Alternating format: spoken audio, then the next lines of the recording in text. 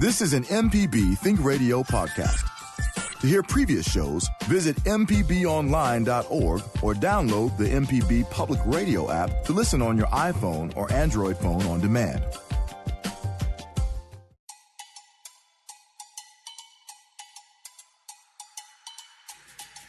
From MPB Think Radio, this is Mississippi Education Connection. I'm your host, Michelle McAdoo, along with my co-host, Tara Wren, Director of Education here at MPB. Well, as schools plans for full or partial distance learning, working parents are faced with the challenge of how to ensure that their children are in a safe learning setting while they go to work. Today, we'll take a look at a few alternative learning settings for children with our guest, Karrie Womack, with Homeschoolers of Central Mississippi, Jennifer Weiss from the Salvation Army Kroc Center Homeschool Program, and Monica Jones, Director of the Judah School for Performing Arts. Now, if you have questions or comments, or if you know of a virtual learning assistance program in your community and would like to share that information with the state of Mississippi, please give us a call at 1-877-672-7464. Well, good morning, Tara. Good morning, Michelle. How are you today? I am doing fine. I'm doing well. It's Friday. Yes. And I'm excited to talk about our topic today, alternative learning settings for students, because parents really need this information. And I'm one of them, because it's one of the things that I'm considering this year. So, wow. Yes. So I'm this excited. So parents, if you're listening, if you're doing something and you're don't want to concentrate, I think this is a show that you need to sit down and listen to this information, because it's going to help you out with your children this summer. For working parents and parents that want to homeschool their children, this is a great show. Let's welcome our first guest to the show now. She's the co-creator and administrator of Homeschoolers of Central Mississippi, Karrie Womack. Good morning. Good morning, Michelle. Thank you for having me. Good morning, and thank you for being a part of our show today. Oh, I'm excited to be here. I am as well. Well, let's start off by telling our listeners a little bit about you and the homeschooling organization and group you manage on Facebook. Okay, I'm Karrie Womack, and I manage the Facebook group you mentioned, Homeschoolers of Central Mississippi. I also co-manage Peak Jackson with Natalie Weiss. She created that one about 11 years ago.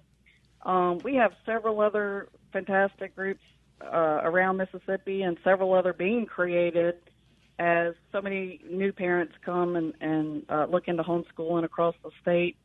I was a special education teacher in public schools until we decided as a family to start homeschooling about 7 years ago, and it's worked really well for us.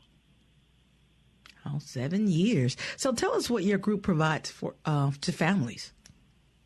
All of the groups, there's a statewide group that's fantastic. Mississippi Homeschoolers are awesome, which I highly recommend. They all help us connect with each other, find resources, discuss opportunities, and create events for our kids to gather and learn. One of us might hear about some art lessons, and we post about it, and, other people get involved, or we create, usually in a non-COVID time, we create weekly park dates and things like that. So we have tons of opportunities for social gathering, for parties, for educational opportunities, and extracurriculars. There's a homeschool archery team. I mean, I could go on and on. There's just a million things to do. But we support each other. It can get kind of lonely as homeschool parents if we don't reach out and connect with other families. So we make lifelong friends for our kids and for ourselves. So, Karrie, that's how I met you, on Facebook, and you and I have been talking over the past week or so, because I'm thinking about going this route with homeschooling, and I found that the Facebook page, Homeschoolers of Central Mississippi and Peak Jackson, offers some great resources for parents as well. You guys, as you're saying, get together, activities, but the resources, and I've asked all kinds of questions. What do you do to get started, and how you do this, and how do you do this? And I have found it to be very much a resource for me. And so that's kind of what this show is all about, is just providing a resource and letting parents know where they can go to find out about homeschooling. So with that said, is there a large group of homeschooling communities in Central Mississippi? Yes, and it's grown exponentially in the last 5 years. We have several local groups. We have more people, like the Art Museum started offering art lessons a few years ago. We have a co-op now in Ridgeland. It's called The Village, and it's fantastic.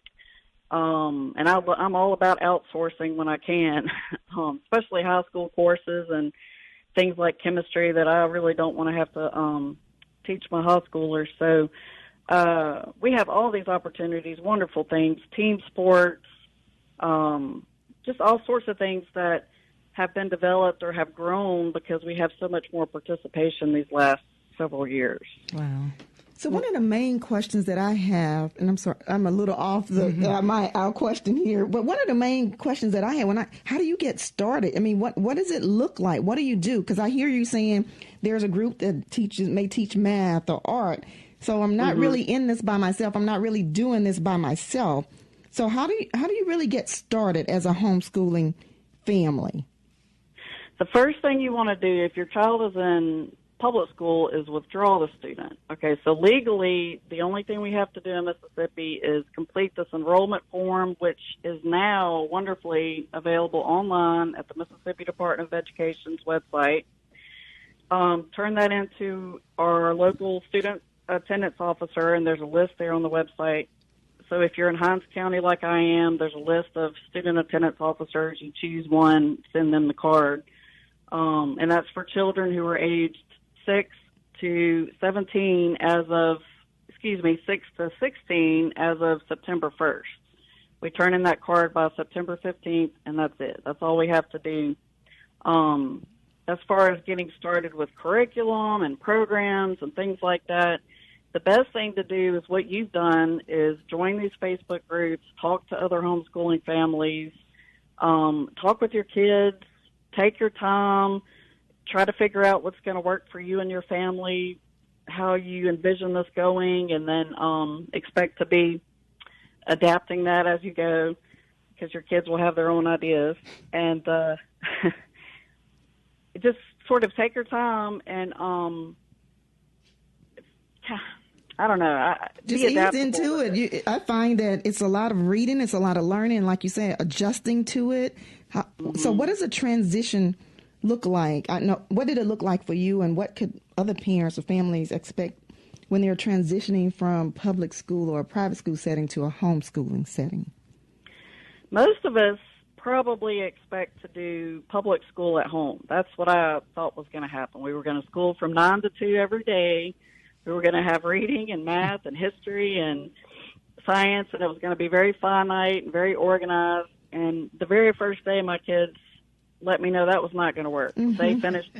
I had a whole day planned, and they finished everything within an hour because there are only 2 of them. You know, it's a very small class size, if you want to call it that, and we worked through that quickly. Also, learning happens all the time. A lot of the time, we're in the car, we're talking, we're listening to audiobooks, we're traveling to events or to meetups or competitions or classes, and we talk and we discuss things. Learning is happening all the time. It's not passive. So I had a lot of unlearning to do myself as a former teacher in public schools, and my kids, it's been a journey, but we've learned together. Well, Karrie, you talked about curriculum and how it seems like it's so many choices to out there to choose from, how the groups help parents who are thinking about homeschooling pick their child's curriculum. But how do you know if your children, they're on track with the other kids their age? Well, some of us are more relaxed about that than others, and I've gotten more relaxed over the years, which is probably pretty average. But most of us don't give standardized tests or anything like that every year. We just know that all of the kids are going to be on the same page before they go to college. So they don't all learn how to write 5-paragraph essays at the exact same time. but they all get it before they need it and before it's time for them to go to college. They have to take the ACT or the SAT, so they have to have all of those skills, just like high school students in public schools or private schools. So we all have goals, but the kids get there at different times, and that's okay. We have the flexibility to do that. That's good. So you talked about the socialization issue earlier, and you mentioned that a little bit. Because of COVID-19, you guys haven't been able to do the groups and the field trips and things like that. But there is before COVID-19, there was a group that you guys got together and you do outside field trips and things like that. It's not just in the house with your kids. Because a lot of people have maybe some negative thoughts about homeschooling and saying kids aren't getting the socialization skills that they normally get in public or private schools. Absolutely. And I think there's this idea that we all just sit at home and hide from the world, but it's not like that at all. We are always busy. We are always out exploring and meeting new people, and that's probably one of the things that really surprised me was my kids in the last 7 years. Anywhere we went, any event we went to, whether we knew people or not, they made new friends. They got along with everyone. They can talk to anyone of any age. And anyone who asks me in the grocery store or something, how do my kids get socialized? I tell them they're talking to you right now, aren't they? They're telling you about what we've been doing, and they are very comfortable with all sorts of people and all sorts of situations, and that's been a really wonderful benefit that I did not expect. So do you believe that homeschooling offers the same level to your children of education that they would get in a public or private school? Yes, I think that now, today, we have as many opportunities, if not more, to pursue their interests or let them be as creative as they want.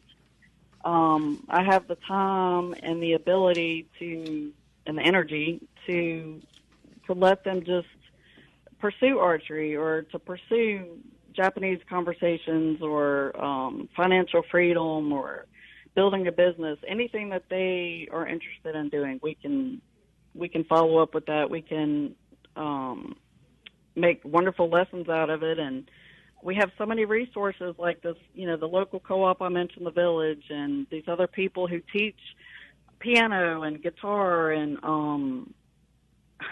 just anything you can think of, you can find it, whether it's online or locally, and the kids can learn it, and they can enjoy doing it, and some of them, find their lifelong passions, which is just fantastic. Wow. Well, do you think that homeschooling is something that will benefit all families and children? Because I noticed we didn't ask you, what grades are your children in and their ages? Now they are 16 going into the 11th grade and 12 going into the 7th grade. And you started 7 years ago? Yes. So wow. We started 4th grade and 5K. So it's changed a lot, elementary versus middle school and high school. It's really different, but we've had such a wonderful time and learned so much and had so much fun, made so many new friends. It's just been wonderful. So as for it being As for it being appropriate for every family, no, I don't think it is. I think every family has to decide if it's right for them, whether we're in a national, worldwide pandemic or not. But I think that it's definitely a viable option, and your kids won't necessarily be missing out on anything by homeschooling. So if a parent, what advice would you give a parent who's considering homeschooling at this point?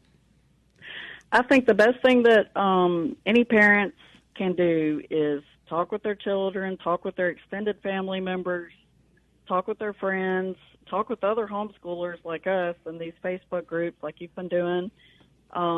Gather as much information as you can, and then decide as a family if this is something that you want to do, if you want to try. You're not locked into it. It's very flexible. It's very adaptable.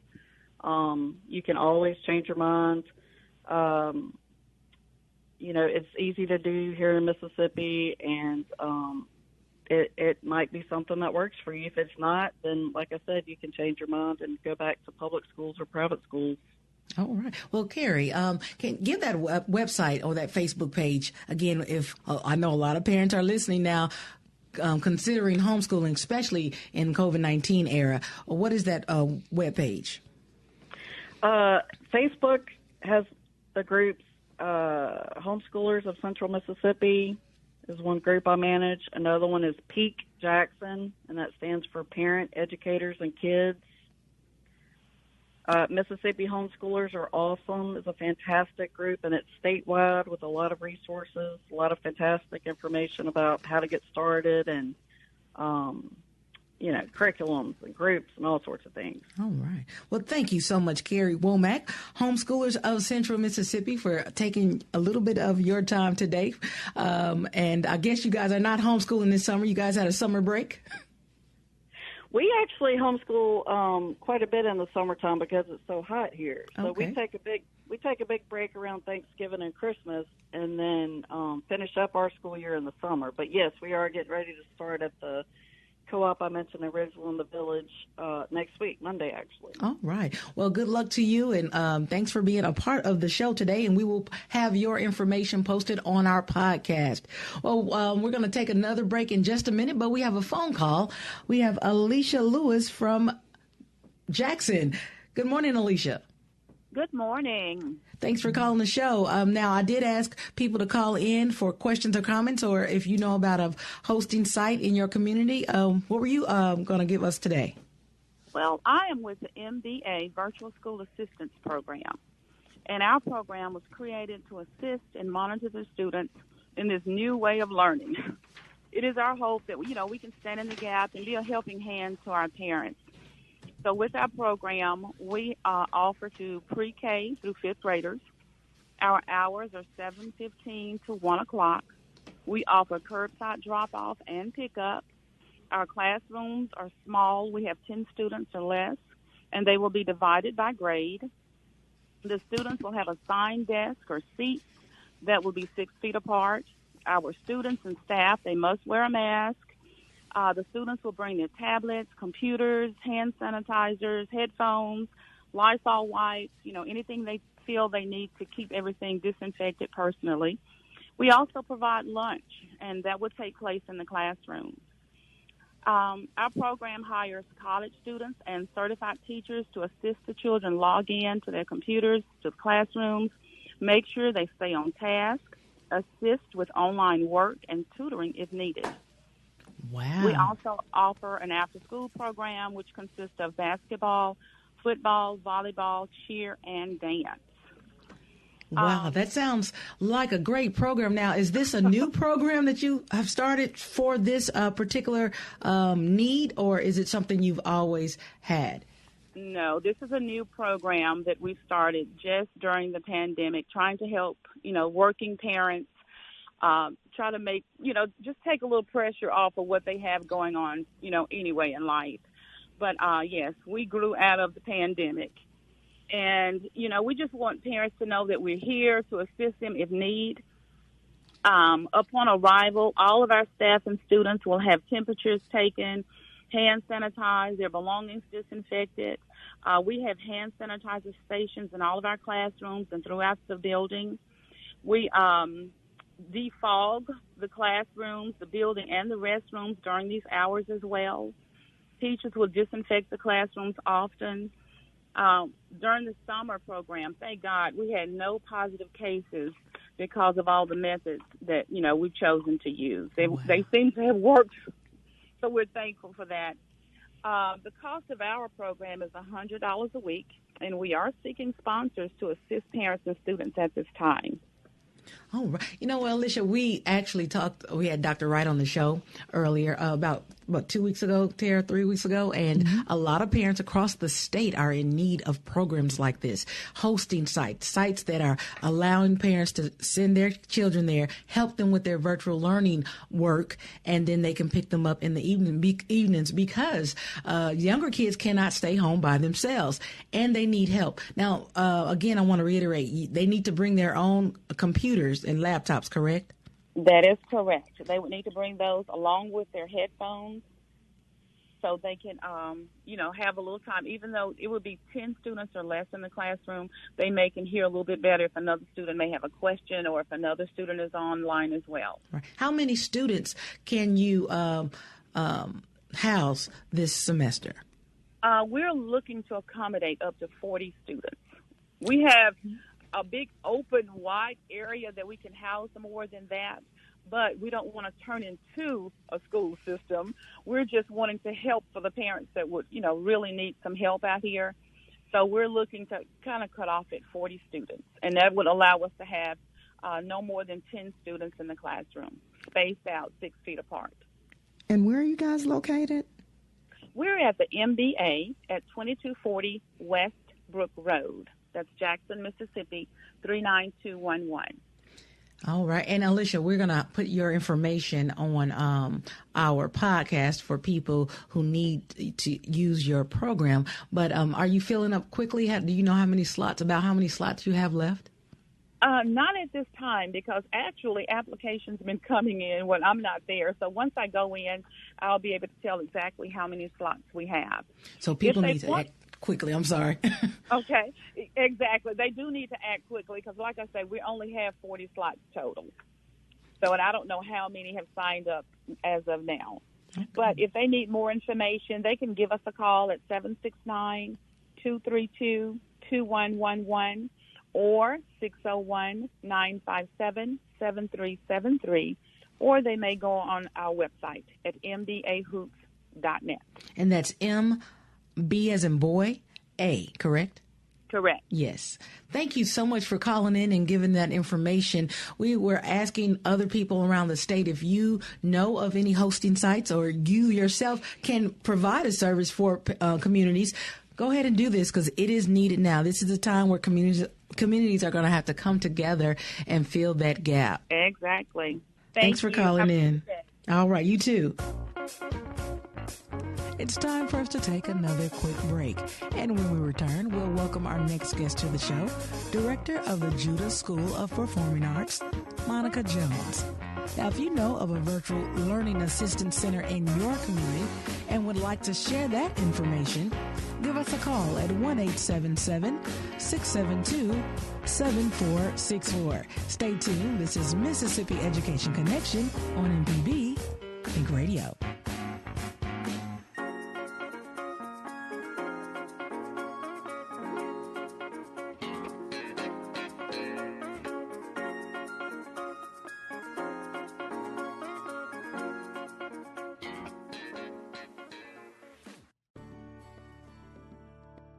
Hi, I'm Dr. Susan Buttress, Professor of Pediatrics at the University of Mississippi Medical Center and host of Southern Remedies, Relatively Speaking. Join us as we explore issues that relate to you and your family, from mental health obstacles and family interactions to handling life's disruptions. Whatever the issue, let's try to figure it out together. You can listen live Tuesdays at 11 on MPB Think Radio, or you can subscribe to the podcast by searching for Southern Remedy on your preferred podcasting app.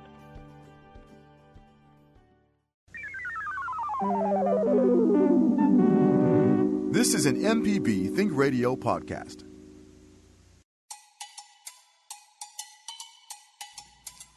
Good morning. This is Mississippi Education Connection on MPB Think Radio. I'm your host, Michelle McAdoo, along with my co-host, Tara Wren, Director of Education here at MPB. Well, today we've been discussing alternative learning options for students. Now, there's still time for you to share your question or comment. The number to call is 1-877-672-7464. Now, several parents are confronted with the reality that their child's school will be hybrid or virtual only this semester, but don't have an option of staying home and supervising their children's learning. Our next guest is also helping to fill that void. Let's welcome to the show now, Director and co-founder of Judah School of Performing Arts, Miss Monica Jones. Good morning, Monica. Good morning. Thank you for having me. Thanks for being a part of the show today. So tell us a little bit about your performing arts school and how long you've been in existence. So our performing arts school, we formed it in 2016, and we are located in Ridgeland in the Odyssey Shopping Center. Our school services about 200 students and families, and we provide the arts for them. So ballet, jazz, tap, acro, hip-hop, music classes, voice, piano, drums, theater, art. And we use these tools, is what we call them. We use these tools to develop leaders into the community, helping them to become change agents, is what I like to call them, just to go out and to make a difference, using the arts to change lives. Well, Monica, that's a lot of services that you offer, and certainly needed, and for children to be wholesome and along with their academics. And speaking of academics, and in the virtual hosting program that you have there, like for you to talk a little bit about it, because it's something that's much needed as well to help our students and the parents this semester. Absolutely. My son goes to one of the charter schools, and they have been very informative on their plans and processes for virtual learning. And they held a parent Zoom call, and parents just started expressing the challenges that they saw coming due to, most working full-time, either out in the field or working from home, who's going to monitor the child while they're working. And so I contacted one of the administrators to let them know that Judah School is willing to open our doors during the day to be able to accommodate students for their virtual learning. And so it's not only open to just the charter schools, but any child that's grades K through 8. And we're going to help them log in to their specific classes through whatever platforms that the school is using. We're going to monitor them, help them stay focused during the class. Snacks are going to be provided, as well as performing arts education for them each day. So, Monica, how exactly will it work? Will they need to bring their own laptops and computers? How does it look when a parent drops their child off? Right, absolutely. So we have several rooms, and the students will be divided according to grade. We ask that students bring their own device, so whether a laptop or an iPad, bring their headphones, any learning materials, so pen, paper, pencils, and they must wear a mask for the duration of the stay while they are inside the building. So what's the hours of the program? 7:30 a.m. to 5:30 p.m. And will teachers be there to assist students with their work? Absolutely, yes. So we have a small window frame that teachers will be able to assist students with their learning and with their homework assignments. But just know that will not be done for the remaining 2 hours, maybe after class is over. So let's say, for instance, I know Smilo Collegiate students are going to be virtual learning from 8:30 a.m. until 3 o'clock p.m. They're going to have their classes, they're going to have their snacks, going to have their lunch. We're all going to set out a couple hours maybe for them to be able to do their homework assignments, and then we're going to provide them their arts education. Oh, well, will lunch be provided from your program, or will the kids have to bring their own? Right. So majority of the kids do have to bring their lunch. We do know that Smilo Collegiate is providing lunch for their students. So we are going to make provisions for those children and go pick up their lunch. But if a parent knows that a school is providing lunch for students, just give us a call and let us know. We're going to make sure that their child has lunch as well. We'll go and pick it up. So it sounds like you're working with your child's school, but this is an opportunity for schools and school systems, even across the state, to work with these types of organizations within the community. What is the feedback you're getting from the school and any other schools that you may have come in contact with and told them about your service? Well, the only ones we've come in contact so far has been Smilo Collegiate and a couple from the Madison County area. But JPS or any other schools, if you hear parents' concerns and they're looking for a place to be able to accommodate their children during virtual learning, please give us a call. Our number is 769-257-0330. They can give our office a call, or they can go online to www.judahschool.com, and there's more information concerning our virtual learning. We're going to do what we can do in order to be able to accommodate as many students as possible. You know, when I was younger, I used to always hear it takes a village to raise a child. Mm-hmm. And now that I have my own, I definitely understand that we all need each other, especially during this time. So this is Judah's way of extending a hand to say, hey, we're here to help. If you know of anyone, just have them give us a call. We're going to make as many provisions as we can for these children during this time. And this schedule from 7:30 to 5:30, it's going to stay the same until the schools decide that they want to reopen. Oh, and how many students right now can you accommodate? We can accommodate at least 35 right now. Now, are you planning to open another site to accommodate more students? I am. So once we reach full capacity, we have already been working with some other building landlords. They're going to let us rent out their buildings. Like I said, we're going to accommodate as many children as possible. So it's not just limited to the Judah School site. So we have to branch out and open up another building. We will. So it sounds like Tara and I were saying on previous shows, that communities can come together and do this as well. If they find a site or they have a site, churches or, like you said, summer camp programs, and they know that they have a facility that can hold students, and they have doesn't have to be certified teachers. It could be retired teachers. It could be people, educators or mentors that want to help students do their virtual learning work. This is a good opportunity for communities to come together and open more programs like this, because they're needed all over the state. And I'll add that Monica mentioned that they're looking for other buildings. This is also opportunity for communities and landlords who have buildings that are not rented out and just sitting there, if they're parents or other individuals. And Monica, your school, to extend your accommodations as well, hey, let them use it. This is a cry to open up those doors and, let them use it and, work together to be within that village that you spoke about, Monica. So this is an opportunity that can happen across the state with various programs and can start up programs. Monica, I know you already had your performing arts school, but what extra did it take to start this particular program here for your virtual hosting site? Well, it really wasn't anything extra. The Judah School staff, we got together. Once we got off the Zoom call, we kind of came together and said, hey, you know what, there is a need. What can we do to help? And so right now we have enough Judah staff to be able to accommodate the students. And if need be, if we have to reach out and solicit other help, we will. But right now we are fully staffed and capable and able to be able to accommodate at least 35 students for our site. And did you mention a fee? How much is your program? Yes, so it's $115 for the week, and that is going to include us monitoring the children, make sure they get logged on from 7:30 to 5:30 every day, providing them snacks, and then their arts education, and for us to be able to pay the staff to be able to watch and supervise and monitor them. Now, Monica, what provisions are you taking to make sure your staff and your students stay safe during COVID-19?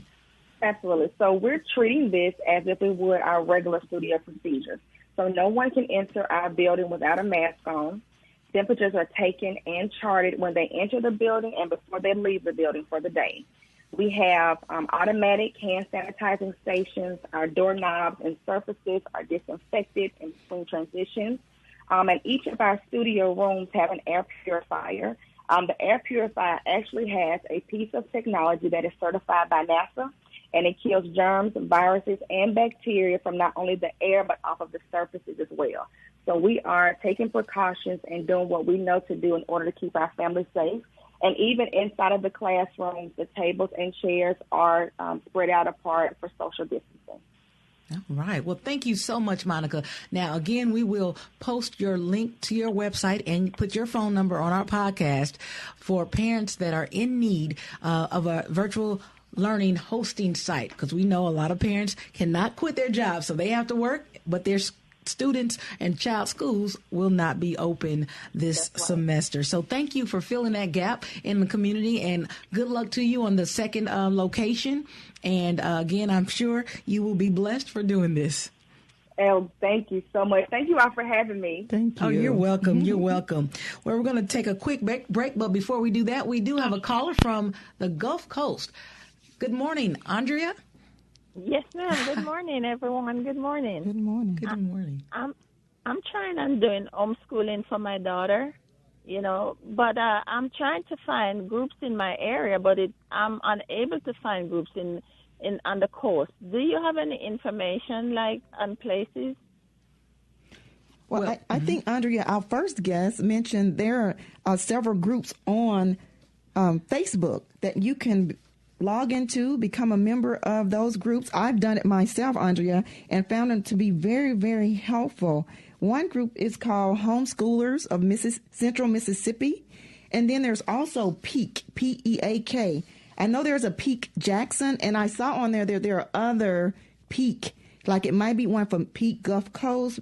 But if you go on and at least start there, that will give you a good start. And those ladies and gentlemen and teachers on there will lead you and guide you to the best place that could help you in your particular area. Okay, I appreciate it. Thank you. Thank you, Andrea. God be safe and be blessed. You too. Now, if you're listening and you know of a homeschool group or a homeschool program in the area of the Gulf Coast, South Mississippi, you can give us a call at 1-877-672-7464. Stay tuned. We'll be right back with Jennifer Weiss with the Kroc Salvation Army's Kroc Center Homeschool Program. This is Mississippi Education Connection.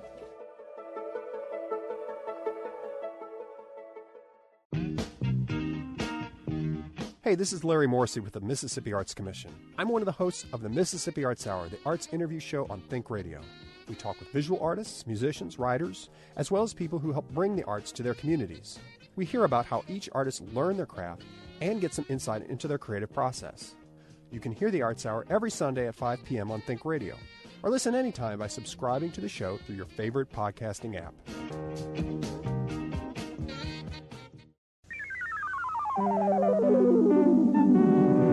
This is an MPB Think Radio podcast.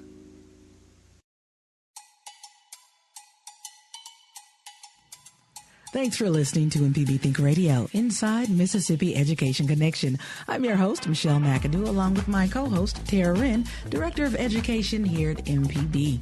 Well, today we're discussing alternative learning options for students. Now, if you have a question or a comment, or you know of any hosting sites in your community, give us a call at 1-877-MPB-RING. That's 1-877-672-7464. Well, let's welcome our final guest to the show. She's the Music and Creative Arts Coordinator for the Salvation Army Kroc Center, Jennifer Weiss. Good morning, Jennifer. Good morning, Michelle. How are you? We're doing fine here. How are you doing down on the coast? Good. So again, thanks for being with us today. I know you're really busy getting prepared for the upcoming school year. But real quickly, tell us a little bit about you and your role as the Music and Creative Arts Coordinator at the Salvation Army. Absolutely. I think it is my third year as the manager of this department. I started out just as a teacher. So it's been a pretty cool transition. I love what I do. I get to work in the arts every single day. Not a lot of people who went to school for that or are passionate about that get to say it. So I'm super excited about that. Also, I just love that it's ministry focused. We aren't just concerned about educating in the music and arts, but also in life-giving, truth that comes from the Word of God. And so for me, that's like the big bonus of what I get to do. All right. Well, today we're talking about homeschool programs and alternative learning settings for students, especially during this pandemic. So talk about your homeschool program and how it's designed. Absolutely. So our program exists to kind of go alongside what people are doing as homeschool parents already. So when you homeschool, you miss out on a lot of clubs, activities, and different things. So we really offer like music, arts enrichment, sports teams, activities, science labs, foreign language, things like that. And we're working towards being able to offer like the core curriculum, but right now we're just sticking, with what we do already. So you say you guys are actually meeting about adding curriculum like English and math and things like that to fill that need for students that aren't going back into the classroom? Yes, we are. It is a conversation at the moment, but I'm hopeful that it will become reality soon because there's just such a need for it right now. We are able to offer the smaller class size, which I think is comfortable for people right now with all the unknowns going on. Now, your homeschool program, it takes place virtually, or they actually can come to your site? So our program takes place on site. However, we are offering virtual classes this year for the first time on Tuesday and Thursday. We started offering virtual private lessons during the pandemic. We even did a virtual online musical, which was super fun. So we're kind of just getting into that realm and excited for all of that. Speaking of pandemic, how did the pandemic affect the change in your program? Because I'm sure you had to change a lot. Being a huge facility, I went online and looked at the Kroc Center. It is beautiful. Beautiful. Thank you. Yeah, it did change some things. You know, for a little while we closed, like many people did, but we worked from home. So we were able to kind of be innovative and brainstorm what reopening would look like during this pandemic. And so we do have like less capacity now, less people in our programs and things like that. But it's also, I think, a benefit when you look at it. You know, you get more one-on-one time with instructors. It's safer. And so we're keeping our class sizes in between 5 to 9 students. And so far we haven't had any problems with having more than that in our class. Are your instructors certified teachers? So some of them are, but it's not a requirement. It's a benefit that we have not being like an accredited institution. So it's more like a community center kind of style, but we're moving towards having some, training and different things in place that ensure our instructors are qualified to do what they do. This past year, we actually had a teacher training because we have a great classical Christian academy for high school students that we're hosting during our homeschool program, so that families can bring their high school students and their younger kids at the same time. And the teachers for that are just amazing. And we trained our teachers alongside them this summer, and it was just a great experience. I'm super excited for the results of that. Now, Jennifer, I'm going to put you on the hot spot, so you can take this back to your directors and the powers that be. But if you were listening earlier, the entire state is in need of hosting sites for parents that have to work, but their child's school will not be open for face-to-face classes. Your facility is huge and will be a prime location to house students. They can bring their own computers, they can bring their own lunch if need be, but a lot of people and communities around the state are coming together and realizing that we need more hosting sites for parents to have somewhere for their kids to go as they work during the day. Is that a thought maybe for your facility? I think I have heard people have conversations about it. I think right now we're not ready for that, but who knows what the future holds. I definitely am interested in that, as I'm also interested, in having the full-time academy for homeschool students. That would also be a neat idea to entertain and look into ways to doing that. So, Jennifer, we just had a call on Andrea, and hopefully she's still listening as I ask you this question. She was looking for some help in your area, or is looking for help in your area in terms of homeschooling. Is there some sort of Facebook group or groups that you know of that may be able to help her get started? Yes, I actually have a good friend who runs a homeschool group called Christian Homeschoolers of South Mississippi, and she does Facebook Live tutorials and videos, and she's just super helpful for those who are brand new to homeschooling. There's also some other groups like Happy Homeschoolers of South Mississippi and Homeschool and Hippies, which is a fun group. So they have, you can just search in the groups, actually, if you're looking for like curriculum or how do I sign my kid up for homeschool, all those different things. And they've really done a great job of making that information available. Now, that was Happy Homeschoolers in South Mississippi? I like that one. Yeah. And Christian Homeschoolers of South Mississippi. Yeah. Okay. Well, Andrea, again, if you're still listening, you can write those two down. And like Jennifer and Tara said, if you browse homeschool in South Mississippi or in the Mississippi Gulf Coast, I'm sure a lot will come up. Now, Jennifer, what have you guys done to ensure the safety of your students and your staff during this pandemic? That's a great question. I'm so glad you asked that. We have been following, of course, the CDC guidelines and the governor's guidelines for our area. So everyone does wear a mask in our facility. We also have sanitizer when you come in the facility, masks and gloves available for people. There's also some procedures about cleaning. We clean in between classes in our classrooms. We also maintain the social distancing guidelines, and we also have this really great fogger that we use when the programs have stopped in that room. It's just like spray sanitizer throughout the room. And so, I think it's really good so far. We haven't had anything happen to worry about, and so I feel pretty comfortable every day when I go to work. That's great. So you have not had any positive COVID-19 cases so far this summer? Not that I am aware of. That's wonderful. Now, when does your registration open and your semester start? Registration is open now. It actually opened a week or so ago. We did a $50 registration fee until August 3rd, and we were going to raise the price, but we decided to keep it $50 for anybody listening who's interested.